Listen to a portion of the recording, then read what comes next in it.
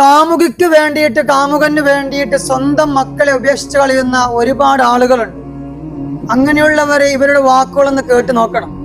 ഈ ലോകത്തുള്ള സകലം നമുക്ക് നൽകാൻ വേണ്ടി പറഞ്ഞാലും ശരി, ഒരു ഉമ്മ, ഒരു അമ്മ, പ്രസവവേദന സഹിച്ച് പ്രസവിച്ചതായ ഒരു അമ്മ ഒരിക്കലും തൻ്റെ മക്കളെ വഴിയോരങ്ങൾ ഉപേക്ഷിക്കുകയോ മറ്റുള്ളവർക്ക് വേണ്ടിയിട്ട് ഒഴിവാക്കുകയോ ചെയ്യുകയില്ല.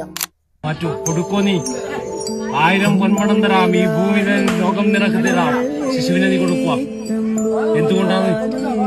പെറ്റ മാതാവ് പേറ്റുന്നോ പറഞ്ഞ് പെറ്റിരിക്കുന്ന ഒരു വഴികൾ തന്നെയാണ്. സത്യമല്ലേ? പൊട്ടിപ്പൊളർന്നും ഞാനിപ്പോൾ ഭരിച്ചു പോകുന്നല്ലേ ചിന്തിച്ചത്.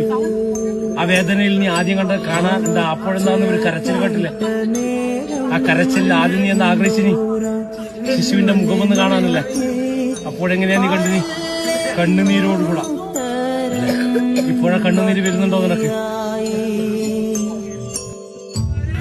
ഭൂമിയിൽ കാലുകുത്തിയത് ആദ്യം അമ്മയാണ്. അതാ ഭൂമി ദേവിയായത്. സത്യത്തിൽ നിന്നും ആദ്യം ആരെ തൊട്ടാ സത്യം ചെയ്യാ? അമ്മയാണ് സത്യം. അറിഞ്ഞ് ചെയ്യുന്ന കർമ്മമാണ്, അല്ല അറിയാതെ ചെയ്യുന്ന കർമ്മം. ഇരിക്കട്ടെ, വിടാനിരിക്കട്ടെ.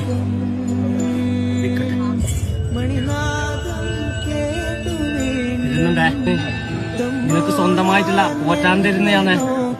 കിട്ടുവാ, ഓർമ്മിക്കണം, പോറ്റാനാണ് നിനക്ക് തരുന്നു.